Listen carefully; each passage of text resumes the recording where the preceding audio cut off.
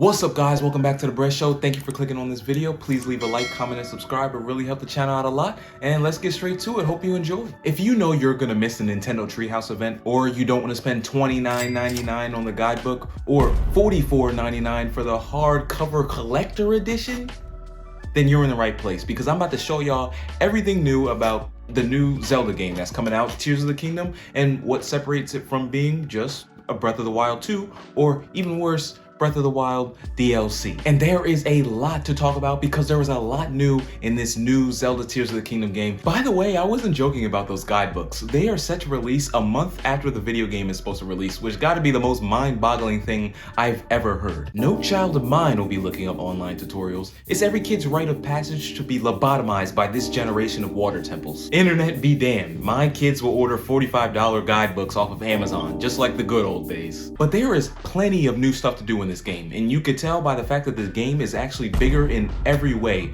pushing the Switch to its very limits, quite literally. And also, you guys are witnessing Nintendo history right now. Nintendo has blessed us with the ever so elusive sequel title, and they never do that, almost never.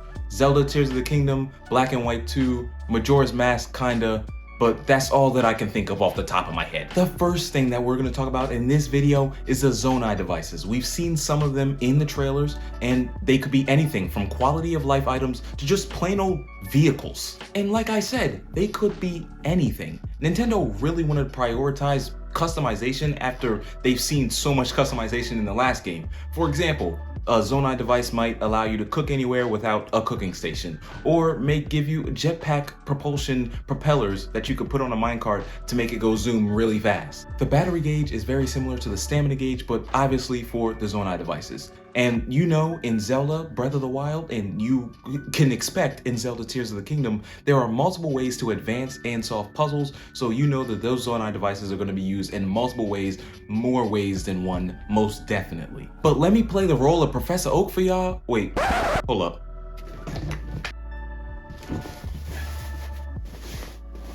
Now, let me play the role of Professor Oak for y'all real quick, and let me tell y'all this, it's a single-use item.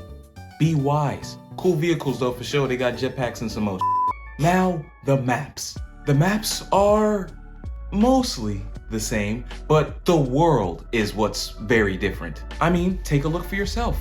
There's even sky islands if you don't believe me. Look at them. In all of their majesty, floating land masses sitting atop clouds in the sky. Never seen something so beautiful. And of course, these magical floating land masses have different shops, biomes, places, and people to meet that I will not spoil. You will have to find that out for yourself. But they are there. They're definitely there. I'm not joshing you on that one. I'm not tugging at the strings on that one. And Ganondorf. Dehydrated, rehydrated. We have them both, and they're here. Ganondorf is back in this game. Why is that a big deal? Because the last game he was in, Twilight Princess, came out in 2006. That's the last time we've seen Ganondorf. And 17 years later, he's the flyest, he's the illest main villain we've ever seen. When, you know, he has his daily intakes of vitamins and minerals. We've seen Ganon, we've seen Vati, we've seen Demise, but now we get the fan favorite, Ganondorf, who is in his first game since Twilight Princess if you don't count the Super Smash Bros. Series, and who in their right mind would count the Super Smash Bros. Series for this Zelda specific thing. Now, weapon fusion. Weapon fusion is something that has been highly anticipated ever since the trailers came out, but it goes a lot deeper than a lot of people realize how deep it goes. Not only can you fuse weapons, but you can also fuse items like shields, and they make sense. Keith's eyeball plus arrow equals homing arrow. Explosive barrel plus a shield equals explosive contact shield. But not all combos of every items give special abilities like homing arrows or explosive shields. Sometimes mixing two items together just improves on durability, which at the end of the day is a really good thing, because Tears of the Kingdom is addressing the one problem people had with Breath of the Wild, which was weapon durability. And now, instead of, you know, your weapon disintegrating into the stratosphere after bonking too many bokoblins, you have a chance to repair it, which is great. Can't believe that was so controversial in the last game. And this is a really rare time where Nintendo really wanted to promote customization from the fan base, which they don't normally want to do. But this time they're allowing you to weapon fuse Zonai devices with other items, and people have been making things like flamethrowers. Another thing that I really wanted to talk about, Ascend and Recall, two new abilities that you have. But you guys might be saying, silly Kyle, these were in the last game. Not like you're about to see them now. Not like this version right here. Not like you're about to witness these things. The Ascend ability is very similar to the Wind ability that you got from the bird people in the last game. But this time you get to ascend farther than you've ever ascended before, and you can use this Ascend feature to reach the Sky Islands in certain areas in certain ways. But that's for Ascend. Recall is another ability that lets you rewind time for one specific item and pretty much lets you rewind time for any item in the game. It's pretty close to its namesake. Rewind, recall, same thing. And one might think to themselves, how can you use recall to get to the Sky Islands? That's easy. You watch something fall from the Sky Islands and then you stand on it and recall it back up to the surface. Or the atmosphere, surface, or whichever one. It gets you to the Sky Islands either way. Next thing is Ultra Hand. Sounds like something Iron Man or Optimus Prime would have, but it's a feature in the the now released Tears of the Kingdom game. Can't believe I'm saying it's now released. We've been waiting on this for so long. Ultra Hand is eerily similar to Magnesis from the other games, but better in almost every way. It still allows you to push, pull, rotate, but it extends to more than just metal blocks. It extends to basically every inanimate object in the game. So no, you cannot push, pull, rotate the goblins like you are some Sith Lord. So yeah, Link will be able to use his Ultra Hand on pretty much any items now, which will make the puzzles a lot more puzzling, giving a chance for players to think outside of the box. To make the puzzles even more daunting, Nintendo has given Ultra Hand another feature which allows you to take objects and use some environmental substance to stick items together, and that will be used in puzzles also.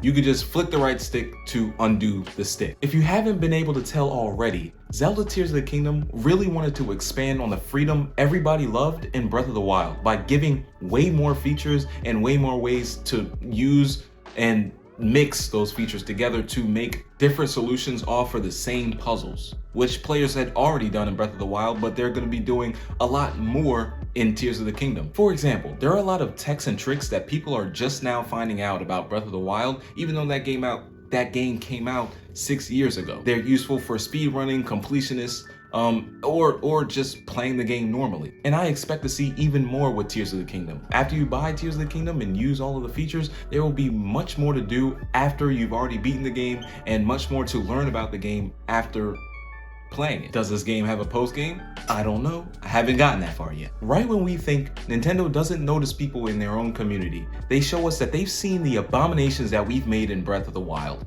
And if I had to say what is the theme of this game, or what is one word I'd say to describe this game, I'd say it's experimentation, customization, either one, both work. The Legend of Zelda's last sequel, Majora's Mask, had very similar strokes to that of an Ocarina of Time. Of course, it was a sequel, but it was still able to distinguish itself by drastically changing the tone and the abilities available in the game. And Zelda Tears of the Kingdom, with respects to Breath of the Wild, is looking to go in that same exact direction. I don't know if all of these changes are going to be on the same level of the impending Moon Doom face, but we'll see. What I do know is that this just doesn't feel like a Breath of the Wild DLC.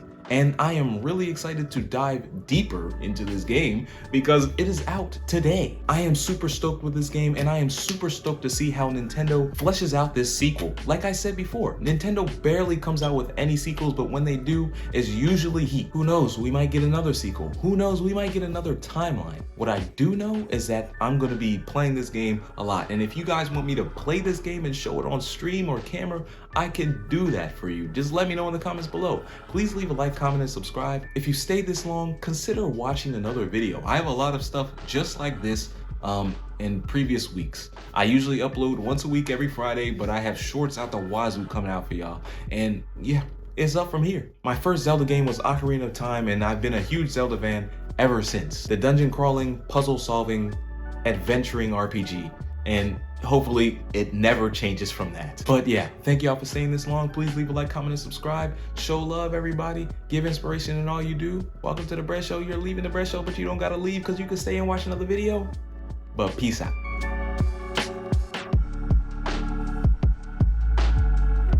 Welcome to the Bread Show.